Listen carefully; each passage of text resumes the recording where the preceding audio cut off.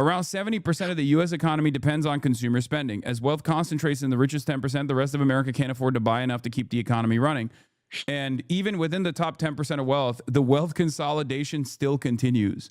Ironically enough, in the top 10% of wealth, they are the people, myself included obviously in this bracket, are living highfalutin, fancy lifestyles, okay? At a time when there is like tremendous pain and tremendous struggle for regular ass working class people, okay? But even within the top 10% of wealth, even there is a tremendous amount of wealth consolidation happening there as well for the top 1% in the top 10% of wealth. It is insane.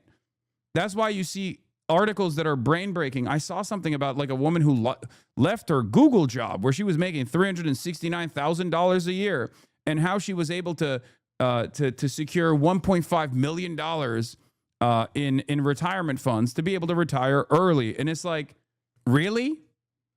This is what we're talking about? Oh yeah, just get a Google job for $369,000 a year so you can actually retire. It's that easy. It's that simple. Meanwhile, you got people that are working, 10 years on their job with no prospects of getting no prospects of career advancement, and retirement seems impossible. It's incredible stuff. Let's see what Robert Reich is saying here. Around 70% of the U.S. economy depends on consumer spending. As wealth concentrates in the richest 10%, the rest of America can't afford to buy enough to keep the economy running. This is a huge problem, and even America's most powerful CEOs are starting to sound the alarm. Oh, yeah, the McDonald's CEO was complaining about this. The Big Mac has a big problem. Robble, robble. According to the CEO of McDonald's, fast food chain saw a double-digit dip in visits from lower and middle-income customers in the first quarter of 2025. The reason? Customers can't afford it. Holiday spending reached a record sum this year. You are exaggerating a bit. Okay, once again, you have to look at who's doing the expenditure, who's doing the spending, because that doesn't change what I'm talking about. Again, the top 10% of wealth is responsible for 50% of all consumption in this country now. Okay, the top 10% of wealth. That means the bottom 90%. The bottom 90% is only responsible for half of all consumption in this country. That's insane. While the stock market is riding high and the Trump administration is slashing taxes for corporations. Yeah, spending is up, except items purchased is down. Spending is up, and yet the number of people spending is down. I wonder how that happened. Perhaps inflation might have something to do with it. I don't know. Nothing is trickling down to everyday Americans. What we see is it's really kind of a two-tier economy. If you're upper income, earning over $100,000, things are good. What we see with middle and lower income consumers is actually a different story. This shouldn't be all that surprising. The warning signs were there for anyone paying attention. We are on the way to becoming a two-tiered society, composed of a few winners and a larger group of Americans left behind. The other side of this story, of course, is debt. The other side of this story is debt. Because, yeah, also saw a breakdown showing huge percentage of holiday spending was financed by using buy now, pay later apps. You got Klarna. You can do advanced payday loans to purchase Domino's in this country. And you're out here being like, well, spending is up technically. Okay, so is debt. None of this is good. I feel like all of this is alarm bells ringing. I know a lot of chatters have made jokes about how I have not had a credit card for most of my life and refused to get it. Okay, but there is a principle behind that too. It's not even like an ethical thing. It's just that I've always had the mentality where it's like the idea that I have to like take on debt specifically so that people can realize that or institutions can recognize that I'm good with the debt is so stupid. And it's weird because must be nice. No, I'm talking about when I was broke, dude. What the this structure is entirely different elsewhere, okay? This structure is entirely different elsewhere, where if you don't have a credit card, in the United States of America, you are not a part of the system. You're not a part of the credit scoring system. They punish you for not having a credit card, right? So technically, even if you are spending only as much as you have, okay, without taking on debt, and ironically enough, the appropriate way to do this is by taking on debt, but only as much as you can pay for it, right? But there's no need for that additional middleman there. There's no, like, there should be, Hassan, you were not broke? Okay. No, I was. I know that a lot of people say that that's not the case, but I absolutely was. It's so crazy that this is, oh my God. I do not have a billionaire parent, you losers. Okay. Oh my Lord. It's so funny because all of this is straight up on camera. Okay. I know, but you still were not. I got money back from the American government my first year of employment. Okay? I don't know why people think that they know better than myself about my actual existence, my living circumstances. I lived in the kitchen of a frat house the first year I lived here. Even at the point where I was on Twitch, I was making 60 grand a year, which is literally nothing for Los Angeles, okay? With 3 roommates. Anyway, none of this actually matters. People think you're saying you grew up poor. No, I didn't grow up poor. I never said I grew up poor. I grew up very affluent. I'm talking about the period of my life when I was in college, or post-college rather. In any case, at that point, simply because your parents had money, people will say you couldn't have been broke, regardless of whether you had access to it all the time. No, but my parents also no longer had money by the time I got to college. So it's wrong. It's something that I've talked about quite a bit. Anyway.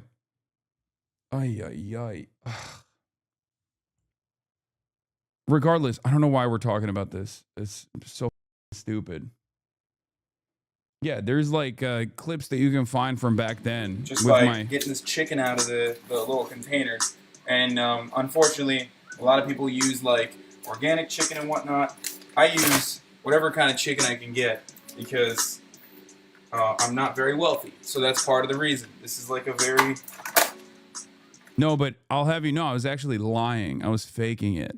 I was actually a billionaire at this point. But I just chose to lie and continue along with this lie by living with 3 roommates at the time. It was a deep 5-head infiltration move. You know? Lol, that is the kitchen of a rich person? Yeah, exactly. It's like a very cheap alternative. But it tastes really good. It has really good macros. So that's literally why I do it. It's one way I've been able to lose so much weight. And I know so many people ask this all the time, which is why I'm doing this right now. I'm talking about it. So yeah, this is already like a difficult process, guys. To like get this chicken, to free this chicken from its boundaries, while also trying to describe to you the process in which I Chat is being so annoying today. Holy shit! This is why the community doesn't grow as much. I mean, yeah, that's part of it. Anyway, like all of this stuff is also like readily accessible for people who are wondering. You know, if you wanna see the background of Hasanabi Piker. But this is when I was like explaining the process of using manager's special chicken. That's what I did to get high protein. I would eat chicken, but I would go to Ralph's or Pavilions and get manager special chicken, which was like about to expire. Roughly how many years ago was this? This is in like 2018, I think. But wait, why did I even talk about that? Why was I talking about this? How did we get here? Oh, we were talking about like, even ironically enough, at my brokest point, I didn't have a credit card at all. And then someone said I wasn't poor. I was never poor. Unless you're literally homeless, which is crazy. Yes, I was not like homeless or anything. And regardless, the process is different. The process is different. Like the smart way to do it, the adult way to take on debt, which is an absolute necessity in this country. Like you have to take on debt, the debt that you can pay for. You have to take on debt that you can pay for, right? That's the smart way to do it. Like parents that educate their children on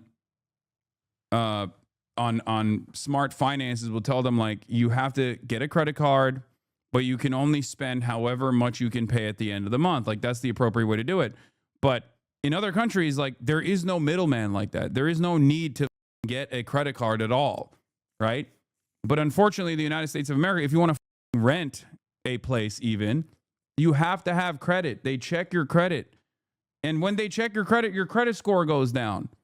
It's insane. And I know this from my, again, personal experience, because even when I started making a little bit of money on top of my regular salary at the Young Turks, it was like 60 grand by the time I was leaving TYT, I couldn't rent an apartment. I had to, if you guys remember, I talked about it at the time with like Enes. Do you remember Enes Yilmazar, the YouTube realtor guy, who's now like obviously a very famous YouTube realtor guy? Back then, he was just my friend who didn't even have a YouTube channel at the time. This guy, he was just a guy who had done real estate in the past in Los Angeles. He did not have 4.1 million subscribers at all, right? And I actually got help from him and snuck myself into the apartment in 2019, the one bedroom in West Hollywood, because he knew a person that was supposed to be checking the credit scores at the company that owned, like at the developer or the management company that owned the apartment complex, because I didn't have credit. I didn't have any credit. So there was no way for me to actually get an apartment at all. No way for me to actually rent an apartment at all in Los Angeles. It's insane. It's an insane system. Anyway, now Enes is also popping, which is so crazy to think, because I remember giving him, when he was like, oh, I'm going to start a YouTube channel. And I was like, oh, you can use my lights. And I gave him my the light boxes that I had. And he was like filming stuff from his like living room in his apartment. Anyway, are you still in touch with him? Yeah. I photoshopped my bank statements to get into an apartment in downtown LA. All right. I said that in 1994. McDonald's had just lost an infamous lawsuit over scalding hot coffee, and I had way more hair. Frankly, it's a little galling to hear the CEO of McDonald's complaining about income inequality, especially because companies like McDonald's are making the problem worse. It's coming from inside the house. McDonald's and other Fortune 500 companies like Walmart are famous for underpaying workers. As a result, many workers at these two corporations have to rely on the rest of us to finance government programs like food stamps and Medicaid to make ends meet. Meanwhile, their CEOs are paid roughly 1,000 times more than their typical employee. Big corporations have a history of union busting, further reducing the power of... How do other countries give out auto loans, phone subsidies, etc., then credit histories make sense for taking on debt? I don't know, but I don't think other countries have that same culture around debt. Like, that's what I was trying to say. I don't... Like, I think they just look at your income. I assume they just probably look at your income and see if you can pay for it. Their workers to negotiate a living wage. We don't think that a labor union is necessary. All unions work at is taking a cut out of my pay. In addition to taxpayers subsidizing corporations' low wages, there's a second way they burden the rest of us. Around 70% of the U.S. economy depends on consumer spending. As wealth concentrates in the richest 10%, the rest of America can't afford to buy enough to keep the economy running. Their buying power is dropping because of stagnant wages and inflation. The bottom 90% is already spending as much as they can, and in many cases going into debt to do so. Meanwhile, as the super rich become even richer, they can't possibly buy enough on their own to keep the economy running. We saw this trend before, during the roaring 1920s, when American wealth was concentrated at the top and everyone else had to go into debt to maintain their standard of living. When that debt bubble burst, we got the Great Depression. The so-called two-tiered economy isn't just a moral failing. It's dangerous for all of us. So what can we do about it? The motion is adopted. End the trickle-down hoax once and for all. Tax cuts for the wealthy make the rest of us worse off, not better. Fight for unions. Raise the minimum wage. Bust up big monopolies with the power to keep prices high. Demand corporations share their profits with workers so that when corporations do better, their workers do too. Build an economy that works for everyone, not just those at the top. Because if we don't, we're all cooked. Okay, but what about shareholder value for the super wealthy? Yeah, this is woke nonsense, I say. Anyway, speaking of woke nonsense, okay? Speaking of woke nonsense, what is this? He probably didn't see the latest capitalist invention. What is this? You cooked this link. You mean shitholder value? Got him, chatter. Nice. This is the story of a little piece of technology. Oh, dynamic pricing. Yeah, goodbye price tags. Hello, dynamic pricing. Oh, it's awesome. It's awesome. You know how like Uber does price surging and also boosts prices if you are a consistent big spender? Yeah, they have that. They're going to put that in grocery stores now. I know. It's an innovative way to drive up profit margins to the best of your abilities. Awesome. Chinese TikTokers are spitting Hasanabi. Americans living in a superior lifestyle compared to Chinese. Dude, stop sending me these stupid messages. I'm 38 years old. If in my 20s, I may believe you. Also, I live in California, Bay Area, 4 years. I see your homeless people. I see your middle class people. Okay, if you are a millionaire, you have good life in United States. True. When you want to compete two countries, people living standard, compare rich to rich, middle class to middle class, poor to poor. Your poor people sleeping on the street cannot afford fresh food. In China, the poor people sleep in their own home, able to afford everything basic human needs. All right, electricity, internet, fresh food, just medical bills also, college even. You know, that's how affordable for our Chinese. And our middle class in China, their living standard probably better than your upper middle class. You never lived in China, dude. You need to wake the hell up. Yeah, but can he afford Coca-Cola and Netflix? I mean, yeah, you can. But to be fair, it's not the same. You know what I mean? It tastes different when you're tasting it with freedom. Reading this, Oxfam, 10 U.S. billionaires have had their wealth increase sixfold since 2020. No, I know. It's just like capitalism creates this incredible consolidation of wealth, right? And basically the number of winners gets smaller and smaller every year. Okay? The number of people who are winning under capitalism gets smaller and smaller every year because that's just how the system is designed. And eventually it's just going to be like one guy who is the quintrillionaire, and even the other billionaires are like, we don't have enough money. We're suffering. It's awesome. So look forward to that. It'll probably be Elon fucking Musk.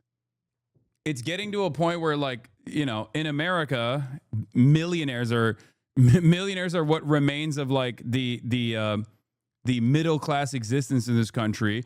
And the actual middle class, the overwhelming majority of people are relegated to what you would consider to be lower class, okay?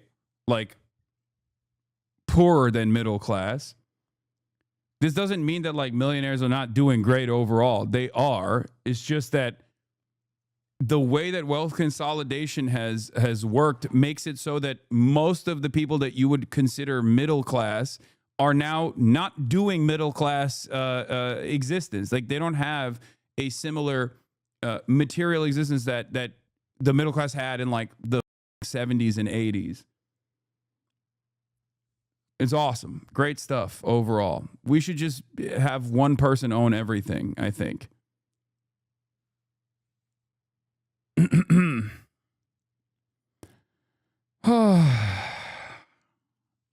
Yeah, the top 10% of wealth in this country is responsible for 50% of consumer spending, and not a single person thinks this is bad. Well, or at least not a single person in power thinks this system is like fundamentally busted. Okay? Jackson Hole and Alpine, Wyoming are great examples. The millionaires complained that the billionaires kicked them out of Jackson, and they have to build their $15 million mansions in Alpine now. Yeah. How about my system where God owns everything and there's one chosen man to control it, all on God's behalf? I mean, that's where we're moving towards. Yeah.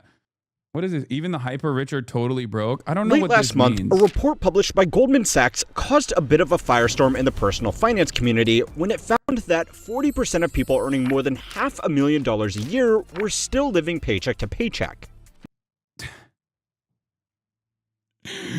Dude, this is so busted.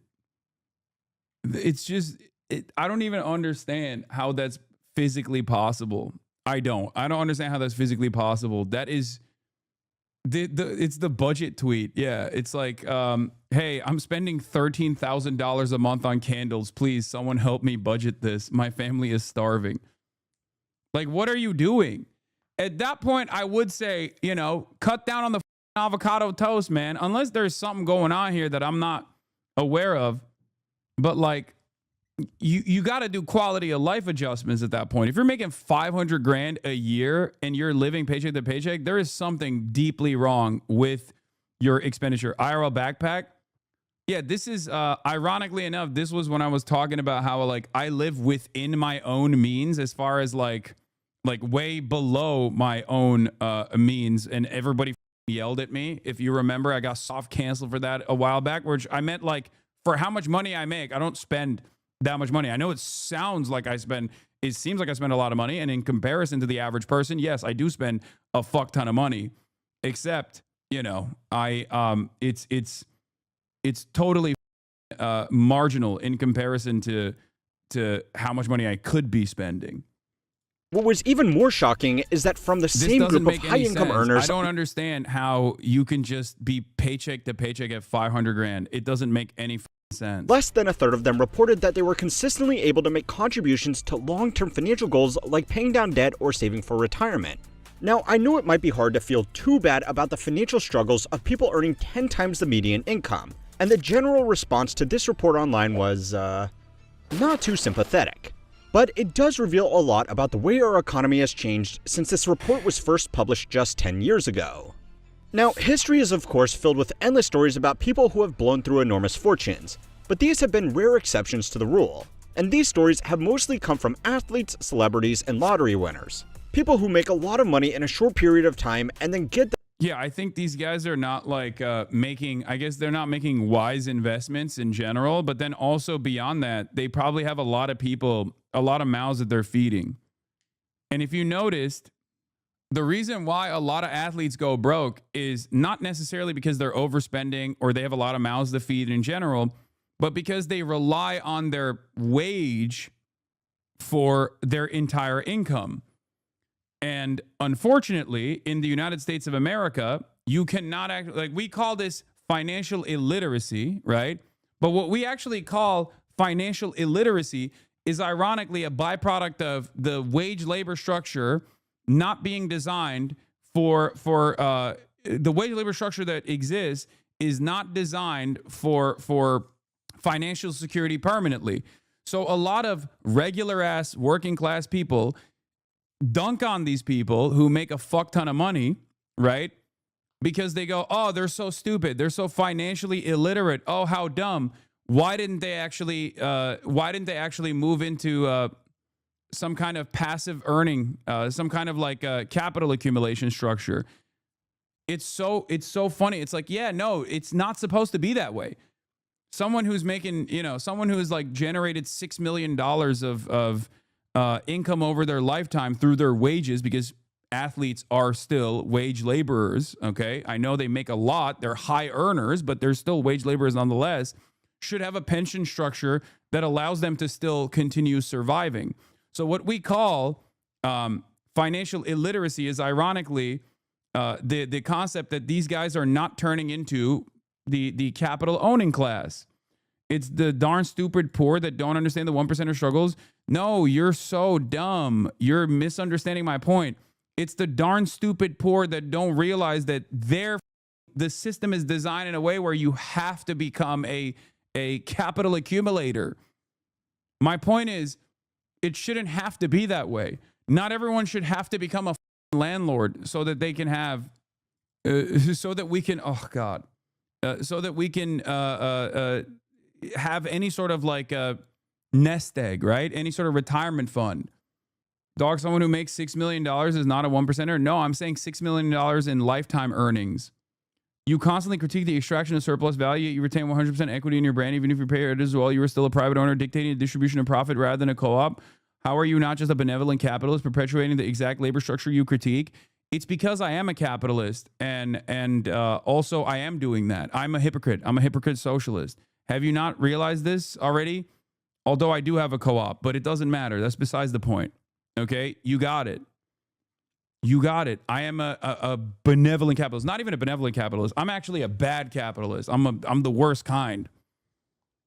The point is that the entire structure that is designed in the United States of America is that you are supposed to wait. What the weekly Hasanabi heads meetup in Chengdu over 3 years?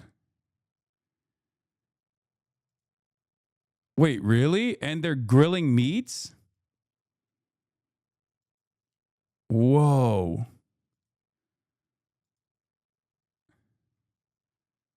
Wait, is this for real?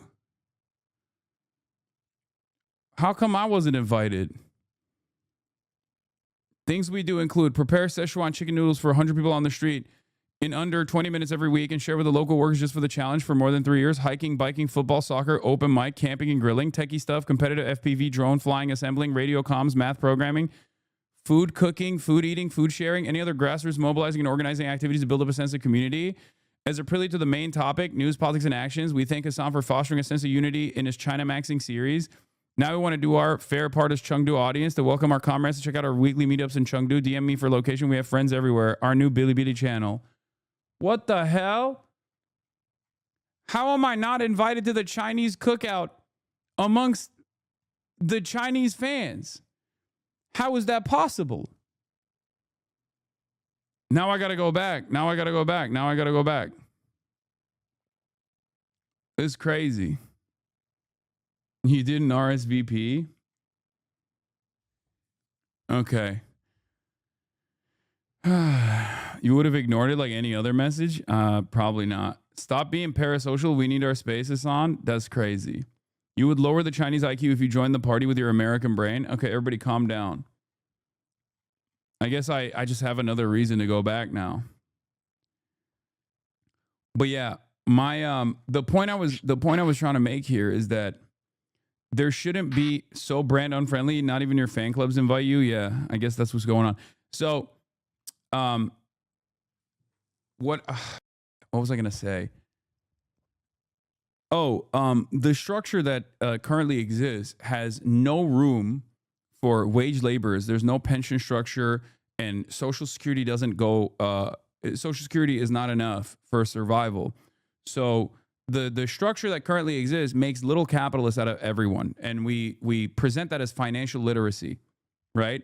And obviously, you should have that financial literacy, and you should become a little capitalist at the end of the day if you want to survive. That's why I always tell people, like, obviously, you know, you should have a 401k, or you should have some structure to make sure that you have a retirement plan, a retirement fund, even if it's like virtually impossible for normal people to retire at any age at this point, because you have to exist within reality. You have to live in reality, right?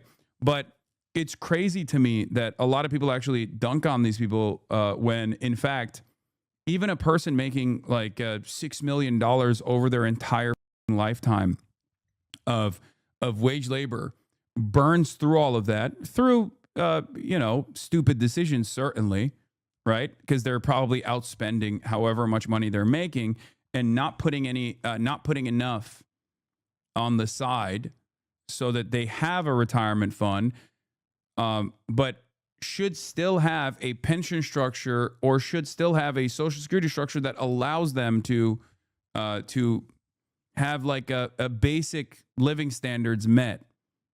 But that's not the case. That's why you see NBA players like homeless and shit sometimes. Themselves into trouble by assuming that they will always make that much money. In the past, most financial professionals would generally agree that beyond a certain income level, you can just brute force your way through a lot of dumb financial decisions. And as long as you maintain that income, you'd have to try pretty hard to not get richer every year. But today, financial hardship amongst the top 1% of income earners has gone from a rare cautionary tale to the majority. And ironically, one of the biggest groups contributing to this trend are those same financial professionals. So if this data is to be believed, one of two things have happened. Either rich people have gotten a lot dumber with their money, or certain industries have just gotten a lot better at taking it from them. Most people live paycheck to paycheck in New York City.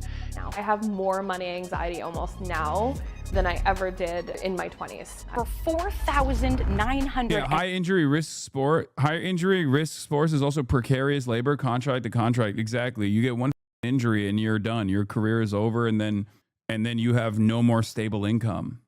$65 before taxes and fees. A concrete square in the Mexico City Stadium, $700 or $1,450 for a view of the stadium. By the way, going back to what that other chatter was saying, that I find really funny is like you retain ownership over 100% of your IP is such a funny way to operate. What am I supposed to do? Like, yeah, dude, I am the content. What am I supposed to do? I'm a human being. Like, what am I supposed to do? And even then, I don't even retain ownership over my own IP, and I tell people they can do whatever the they want with it. But like, it's so, I am very open about this. Like, where, you can do whatever the you want with the IP, make money on your own if you want to chop it up and repost it on whichever platform you see fit. That's why there's a lot of people that have literally paid for their colleges, paid for their college education through the Hasanabi Clips Industrial Complex and shit like that. But it is funny to like, what am I supposed to do? Yeah, unless you use it maliciously. But how could I? What is a way in which I can like give other people like what pieces of my body? Like, what can I possibly do in that situation? Like, give us your nail clippings? Yeah, I don't know. In Singapore. It doesn't matter whether you make, you make $100,000 or not. Sometimes when parsing through economic data, it's important to see the funny side in it all. And one of the funniest developments of the last decade is the growing levels of inequality amongst the top 1%. According to studies conducted by UBS and Altrata, there are between 50 and 60 million millionaires in the world at the moment. But even amongst this group of extremely wealthy global residents, the top 1% amongst them still holds almost a third of their collective wealth. Now, these studies were tracking accumulated wealth rather than annual income, but it still showed the same problem. Nobody feels poorer every day than really rich people. Except for very particular careers like service staff, people overwhelmingly interact with other people from within their general income grouping. If you work an upper middle class professional job, there is a good chance your partner also works a middle class professional job. You will live in a neighborhood with other upper middle class professionals, your friends from college would have gone on to get similar middle class jobs, and your kids will probably go to school with other kids from other middle class families. An article published by the Journal of Nature that tracked over 72 million Facebook connections found that socioeconomic status was the main determinant of who you are friends with. This means that day in and day out, you are going to interact with people living a somewhat similar lifestyle to your own. Sure, within this group, there will be some differences in take-home pay. Your neighbors might be a rung above you on the corporate ladder, and you might feel the need to keep up with their new cars or nice vacations. But apart from a few small details, people 10% below you and people 10% above you on the income. I think a part of this kind of wealth class segregation is also directly a consequence of not having public transit. Like not having adequate public transit, not living in cities where you are surrounded by people. It's like suburban existence. 100%. 100,000%. Hassan is bourgeois non-intelligentsia. Yes. Is social democracy in America even possible without imperialism? No. Yeah, I mean, it could be. It's just, as it stands, there is no social democracy without imperialism.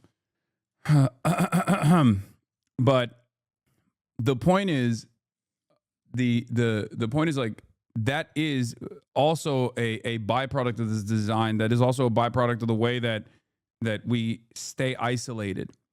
Even if you were to take advantage of like public parks, for example, that automatically, if you're like a wealthy person and you go to the fucking public park, you're going to end up interacting with people of different financial backgrounds, as opposed to like any sort of public initiative that is open to every single member of society will automatically allow you to interact with different parts of the wealth caste structure that exists in the United States of America.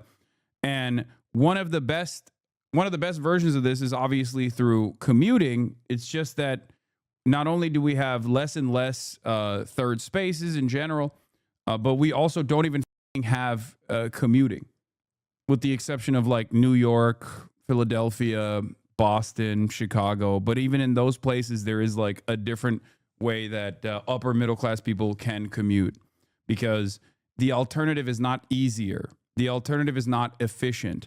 If the alternative, if public transit is inefficient, then yeah, people are going to not take it. They're going to take other forms of transit, which is still isolating. Income distribution spectrum are going to live the same kind of life. In other words, within your social circle, inequality usually isn't that extreme. The study also found this to be true for households with the lowest incomes. They overwhelmingly interacted with other low-income households, which had a negative impact on economic mobility. The old adage of, it's who you know, not what you know, is unfortunately absolutely true.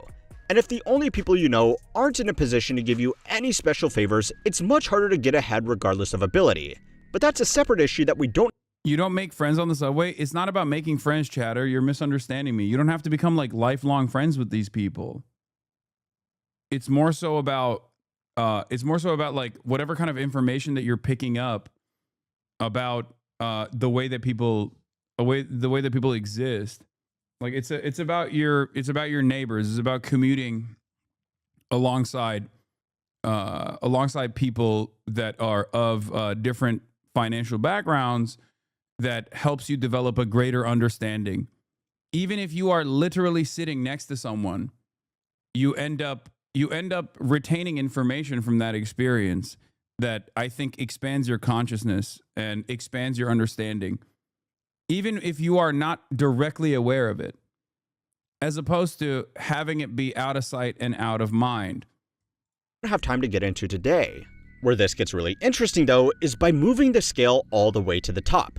It's only here that extreme inequality is visible within a decile of wealth. If you earn $500,000 a year as an analyst at a private equity firm, you are wealthy by almost anybody's standards. But compared to your general partner who is making $10 million a year, you are basically destitute. Basically, nowhere else on the income spectrum would you be working alongside someone else that made 20 times more than you. That general partner will also be raising money from billionaire investors who, by comparison, make them look poor. And then when those mere single-digit billionaires fly to Davos, they are going to be rubbing shoulders with other business people several hundred times richer than them. There are several orders of magnitude in income and wealth variance within just the top 1%, which means lifestyle comparison is far more damaging. If you work as a roofer, your colleagues might convince you that you need to lease a new F-150. If you work in a hedge fund, your colleagues might convince you to fly private to Art Basel for the networking. This is part of the reason why people making only $200,000 to $300,000 a year were doing significantly better financially in the Goldman Sachs study. On average, these people were still living in the real world and were largely exposed to other normal people.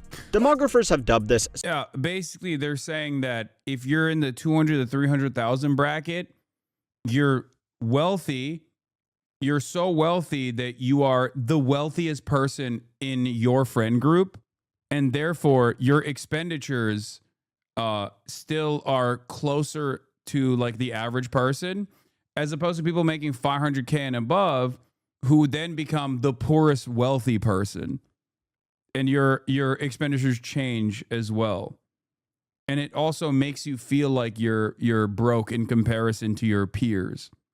Like basically the richest person living in the richest person still connected to the working class in some way, shape, or form is feeling a lot wealthier than the poorest person in the highest tax bracket. Socioeconomic fractality. Skinniest guy at fat camp. Kind of, exactly. This is why I always say, like, wealth is a relative concept. Like, the feeling of wealth and prosperity is an entirely relative concept. That's why, when I was growing up, I grew up in a very affluent family in Turkey, but the overall wealth that my family had in Turkey was nothing in comparison to like the upper middle class in America. It's even more this difference is even larger when you think about when you move beyond the national boundary.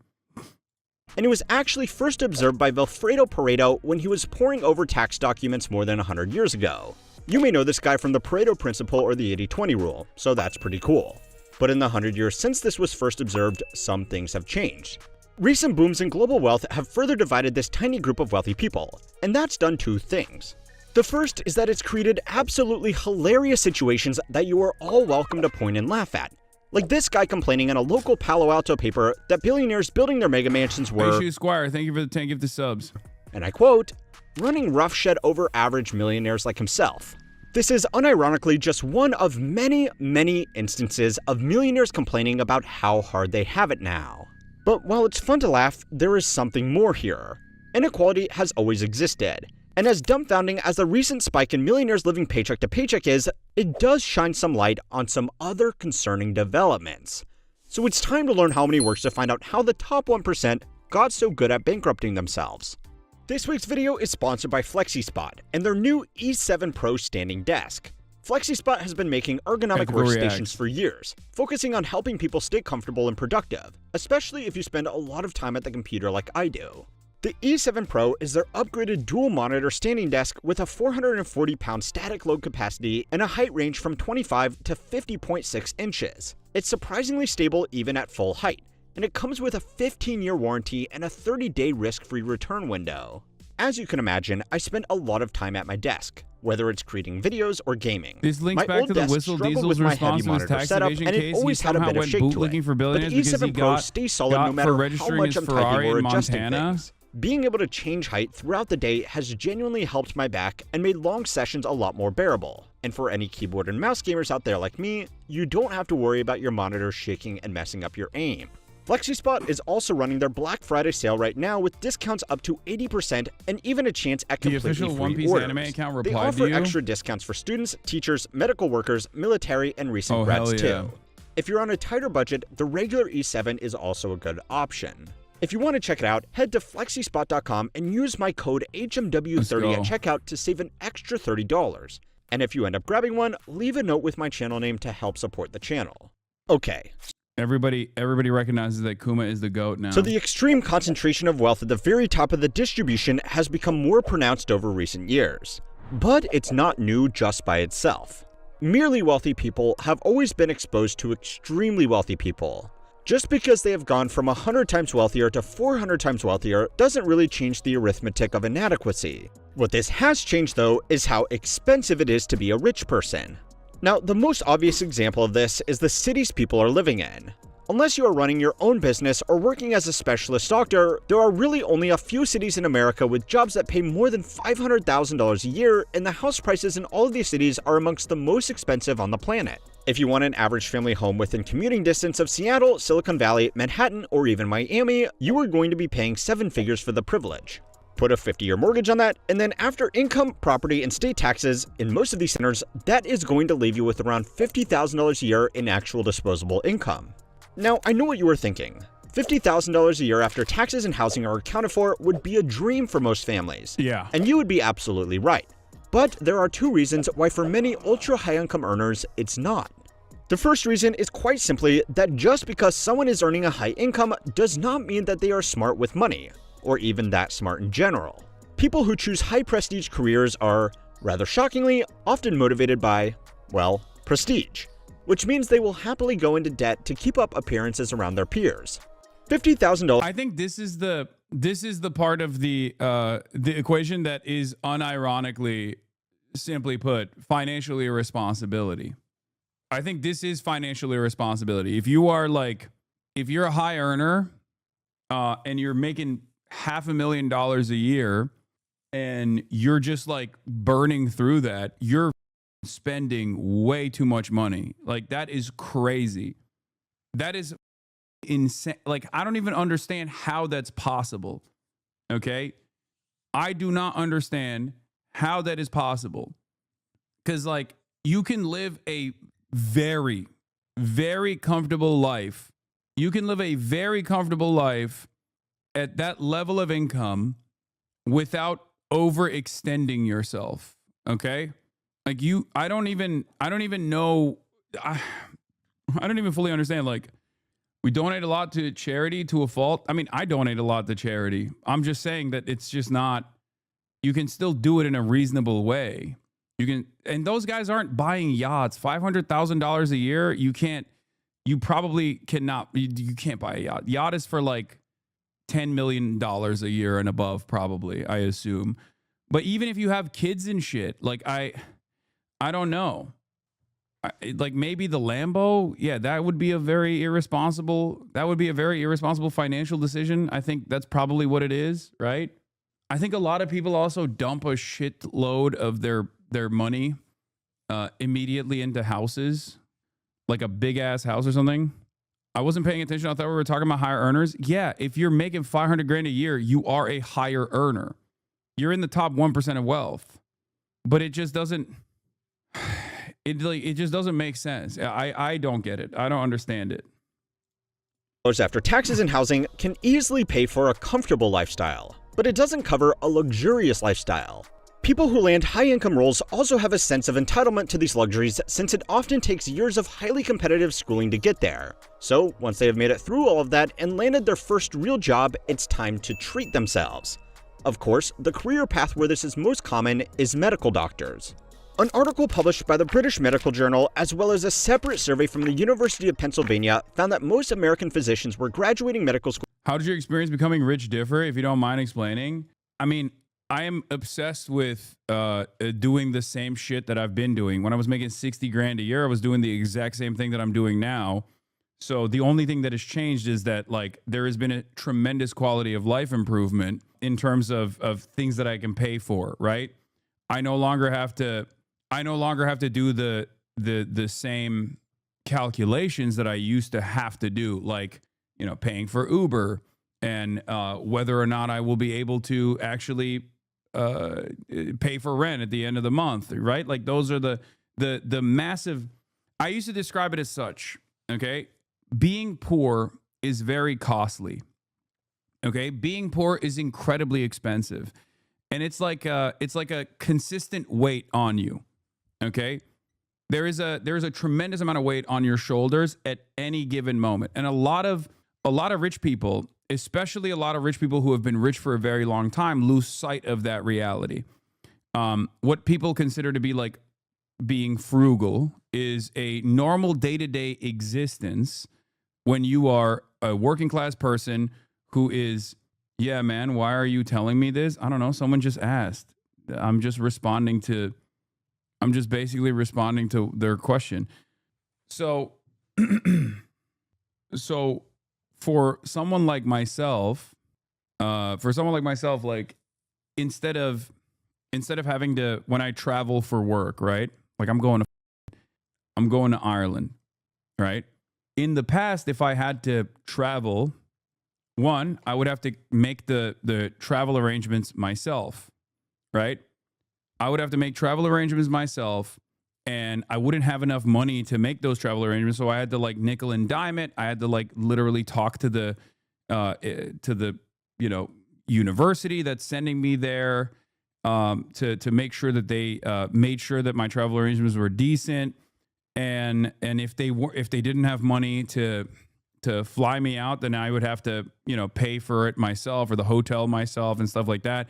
And then I had to figure out which hotel I could stay at and how cheap the travel accommodation would look like from the hotel to the university, stuff like that. These are all of the things that you have to worry about, right?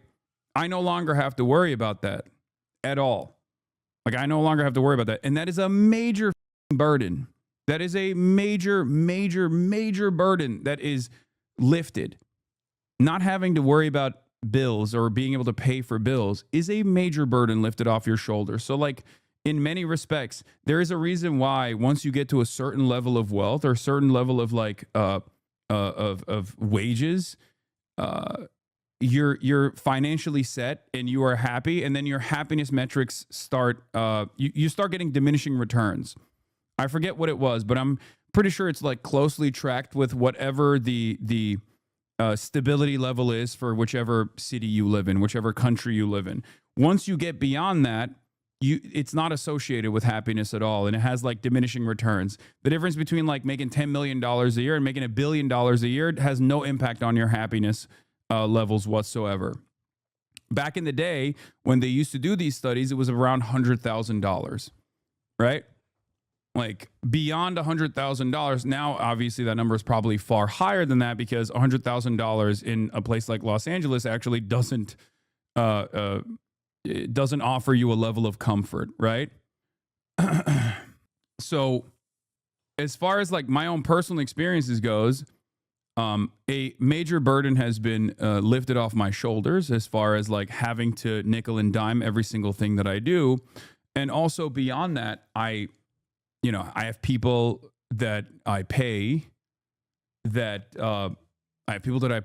can deal with this stuff, right? That's another major burden lifted off of my shoulders, that I don't have to like make these arrangements and things of that nature.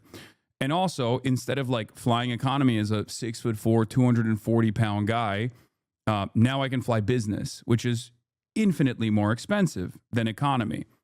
But when you fly business, then now I can sleep when I'm on the flight, right? So all of that stuff has been a tremendous quality of life adjustment, a quality of life improvement.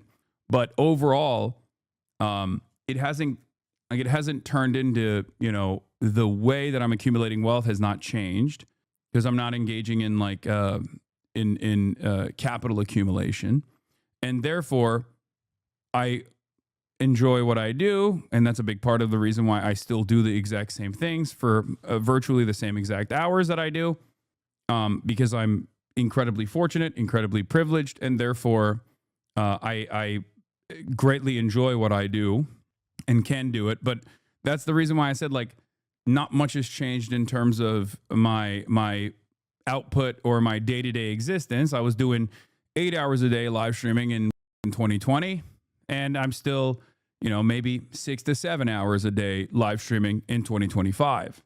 Yeah, I shouldn't have said 6 to 7. Everyone's going to get... The dinners are better, let's be real, for sure. No, the dinners are better, the clothes are better, the travel accommodations are better. Yes, all of it is better. But I'm saying, like, I think people that get to a level of financial success get there specifically so that they can actually put aside a tremendous amount of the wealth that they've accumulated so that they can have their money make money for them, passive income, so they don't have to work. Do you understand? And then they just like travel around the world or engage in whatever the they want to engage in. Like they don't, the goal in the United States of America under capitalism is to get to a point where your money makes money for you so you don't actually have to work at all. Become a capital owner. That is the final stage, is the highest stage of capitalism, is when you actually move from the wage laboring class to the class that no longer needs wage labor and can do wage labor specifically for fun if they choose to do so. Okay? That's when you that's when you have succeeded. And the entire system is designed for those who are for those who reach that level of success, oftentimes at this point through sheer luck more than anything else, is is the system is designed so you don't actually have to work at all. You can just engage in capital accumulation. That's it. There are unimaginable amounts of safeguards to make sure that once you reach the level of capital ownership, if you're not taking like tremendous risks, you can just kind of stay there, right? The way I see it basically is if your net worth or the growth in your net worth, if 51% of it is coming from your wages, you are still closer to a proletarian structure as opposed to 51% of it coming from your capital accumulation, at which point you've become a capital owner. Obviously, this is not a well-defined, it's not a well-defined and like a complete, like there's differences from person to person. It varies. But that I think is the way to make this class assessment. That's kind of immortal. No, nowhere near that of being a landlord. You mean immoral or immortal? I do think landlords who have a job are capitalists, though. Yes, I'm saying that if you quit your job tomorrow and you can still have the same level of comfort and the same level of existence because your capital accumulation will make up for it, that means you are a capital owner.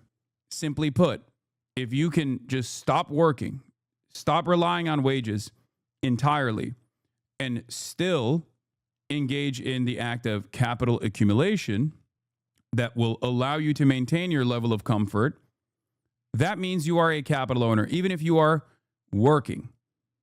Okay? That is part of the reason why there are small business owners, for example, who own and operate their own business. Small business owners who own and operate their own business, if they were to stop working and they were to delegate that responsibility to like a manager or something, and can still take the profits off the top and still maintain their same comfortable existence, means that they are capital owners. And the goal in American society in general is basically to get to that point. That is the success. That's when you retire, right? That is what a retirement is. And unfortunately, there is virtually no other way. There is virtually, as it stands, no other way to exist as a retiree. Because once you are no longer a productive laborer, once you've moved beyond the age and physical status of being a potential productive laborer, you have to survive by being a capital owner. That's what a 401k is. In a perfect society, you wouldn't need a 401k. That the government would be able to take care of you alongside your pension structure or alongside like whatever kind of compensation structure that exists that continues to make sure that you can survive. Not that it matters, because I feel like we're not there for many Americans. Many Americans will never get to that level regardless. As is the way that the society is designed, is that you're not, even with a 401k, it's virtually impossible for you to retire at a reasonable age or even own a home. Well, with practically zero financial literacy.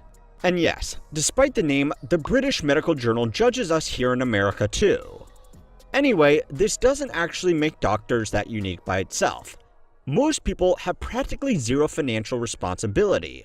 The difference is that because of their much higher than average incomes, people like doctors are given access to far more dangerous financial tools right from the beginning. When you add in the fact that these young graduates are also already comfortable with having taken out six-figure debt to get through medical school in the first place, it's really easy for a bank to sell them a big home loan and a car loan on top of that. Even seasoned financial professionals can get in trouble with this stuff if they are not careful. So, giving this much rope to someone without a clue is very dangerous. It would be like skipping through to the end of a very challenging video game and giving yourself a max level character. Theoretically, you have all the right tools to deal with endgame content, but unless you actually know what you are doing, you can easily get yourself into trouble if even the smallest thing goes wrong. Now, doctors get a lot of attention for this because financial stress amongst practitioners has been connected to worse patient outcomes, which is bad for. What are you talking about, man? This is not what being retired. What is, as a retiree, you set aside your wages to cover the retirement of your elders, and so does the next generation, etc. I'm confused as to what you're saying. I'm saying that currently, as it stands, without without engaging in any sort of capital accumulation, you literally cannot retire and live as a normal person, because Social Security is so marginal, it's so minuscule. Like I understand that you're describing Social Security, ironically enough, except in this country, unfortunately, Social Security is not enough for survival. You might not be an American, and that's why you're frustrated with what I'm saying, but in the United States of America, Social Security compensation is nowhere near enough for survival. Everybody. But they are not alone. Even finance bros who should, theoretically, be good at this stuff frequently take on too much debt to keep up with everybody around them and find themselves living paycheck to paycheck. So yeah, high-income earners not being as smart as they think they are may come as a shock to them, but maybe not so much as a shock to you. But the second reason why financial hardship has become so common amongst these people is because companies have realized that this is where the money is now, and they have rushed in to fill any gaps in their budget. Yeah, there is a new meta, I think, in the service industry and in commodity producers in general, to hyper focus on the ultra wealthy, like people making 500 grand a year plus, and they considering that it is 50%. The top 10% of wealth is responsible for 50% of all consumption in the United States of America. There is like all of the growth sectors right now basically serve that top 10% of wealth. And ironically enough, part of that is also the boomers, because that's where a lot of the wealth is trapped as it stands currently. That's why you see a lot of like incredibly scammy retirement home projects and shit like that. There are entire industries that are there to extract what remains of the wealth from the wealthiest Americans, whether it be all the boomers that, you know, have to live in retirement homes, or whether it be people making $500,000 plus a year, and entire sectors that are designed to serve them. The old team at Micro did a great video a few months ago about the hyperinflation of the hyper-wealthy. I will leave a link to it below if you are interested in the details. But the rough summary is that the number of products, services, and experiences dedicated exclusively to extremely wealthy people has exploded in recent years. 20 years ago, there was only one production car that retailed for more than $1 million, and that was the Bugatti Veyron. Today, even after accounting for inflation, there are more than 100 different models in this price range, and new offerings frequently cost in excess of $5 million. This is a clear example, but even for people at the plebeian end of the— Yeah, like yachts, okay? There is a growing and robust industry of yachts, and people that work on yachts, people that service yachts. That's for like maximum 10,000 people on the planet, okay? And even then, you have super yachts on top of the yachting industry. Private jet services, exactly. Private jet charters and private jet services have grown. How the is that even feasible in this economy is something that you might be asking yourself. And that is because the only people that are making money right now and have disposable income are the super wealthy. Yeah, bunker makers, that's another one. Like industries that are specifically designed to serve like 10,000 people maximum, right? Maybe 100,000 people maximum. Maybe 1 million people maximum. And then it goes from there. Private security services, things of that nature. It isn't feasible in this economy because I'm poor. No, my point is it shouldn't be feasible in any economy. That is an industry that can only exist if there is tremendous amounts of wealth accumulation that is trapped at the top. These are industries that unironically should not exist. These are industries that only exist because there is this level of wealth concentration at the top. Like the industries themselves are all unethical, whatever. That's not even what I'm not even making like a moral case here. What I'm simply stating is that if we had a better redistributive system in general, then these industries would not exist. Oh, guy is snoring. And it's gone from having only a couple people serving this super wealthy to a bunch of different competitive companies. And the only reason why these industries exist is because there's people, like, there's a smaller and smaller number of people that demand this level of like high profile treatment, this exclusive high profile treatment, because they're the only people that have any sort of disposable income to begin with. 1%, high-end hotels, credit cards, social clubs, sports, events, clothing, airline seats, even high-end gyms and grocery stores have all developed to offer an exclusive service at a massively inflated price. Not all high-income earners will buy this stuff, and even those who do won't buy all of it.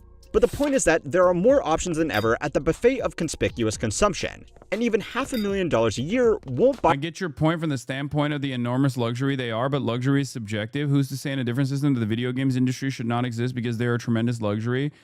I mean, I understand the point that you're trying to make here. The difference is video games are accessible for virtually, for most people, okay? Mega yachts are not. Mega yachts are only accessible to people who have an unimaginable amount of wealth accumulation. Do you not get that?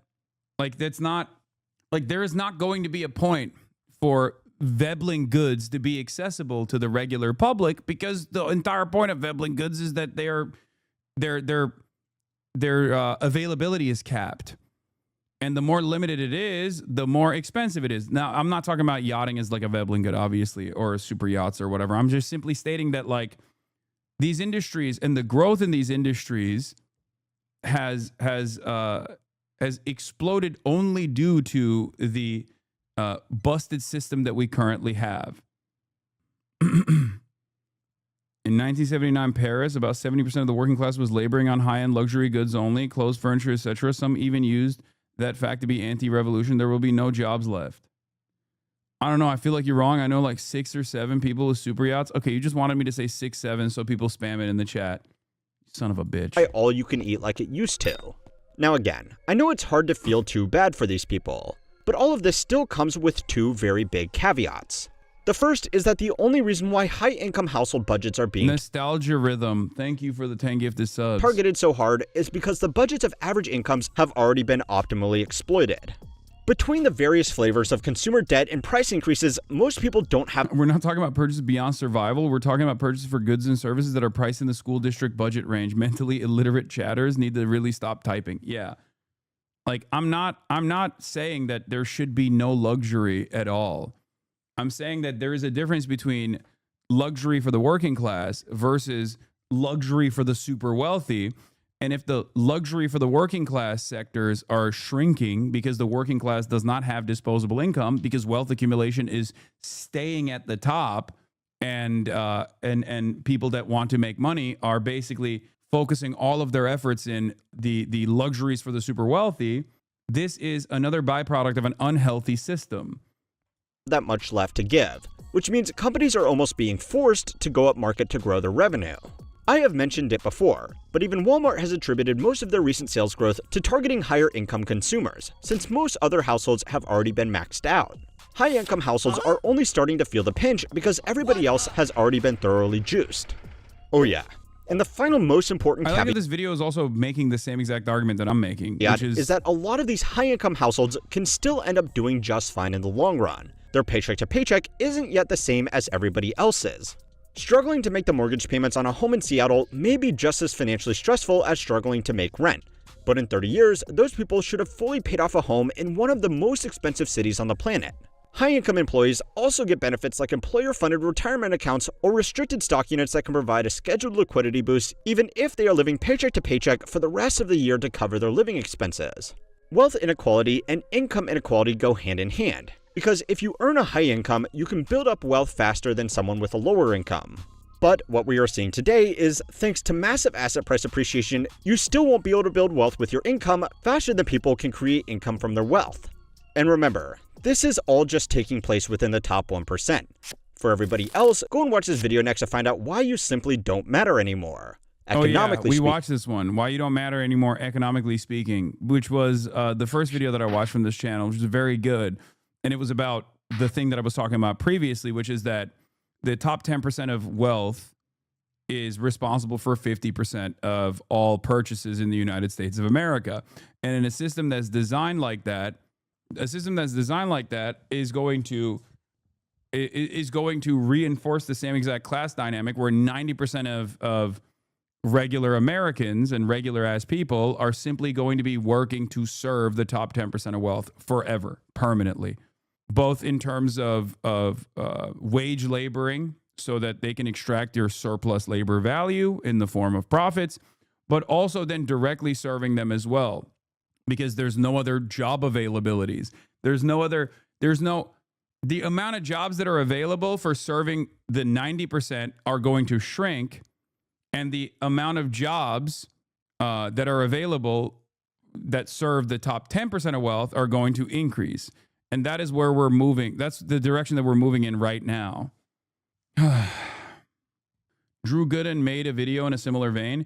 And yeah, for the record, before people were saying like luxury is not a relative concept or luxury goods are not subjective, just wait until healthcare is considered a luxury good, or non-poisoned food substitutes are considered scarce for the working class.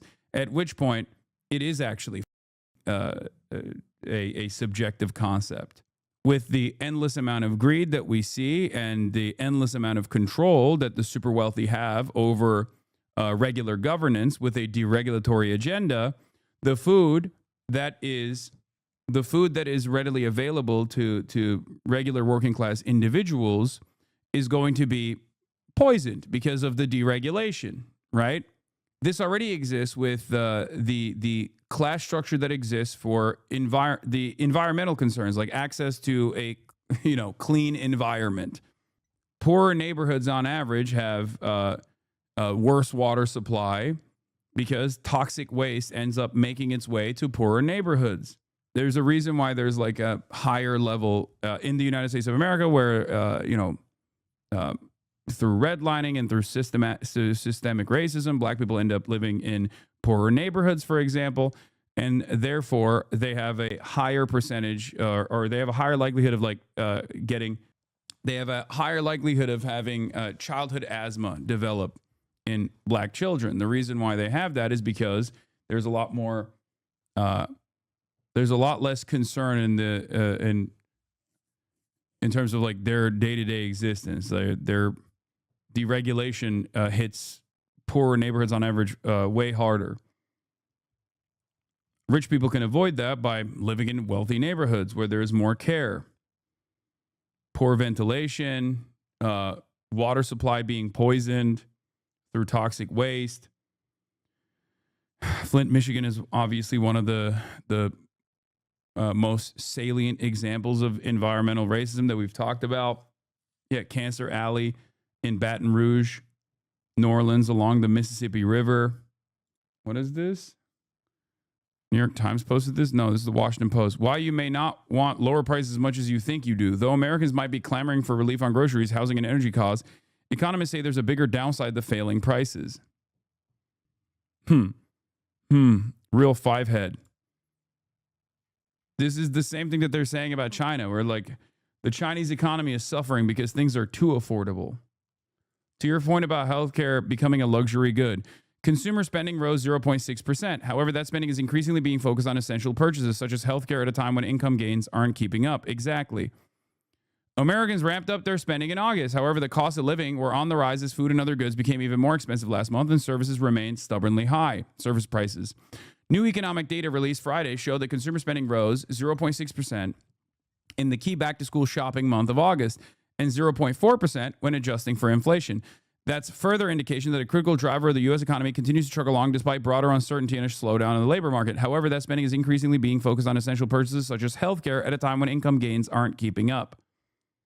The argument to make about relative luxuries like video games isn't that it's focused on high-cost services like yachts, etc. Is that capital accumulation wants to bring those services into their fold as well. Look at music festivals and how it excludes low-income workers to bring in high-income clientele. Coachella cost in 2015 was $325, and this year it's $649. Yeah, that too. And that is also for the lowest ticket purchase that you can make.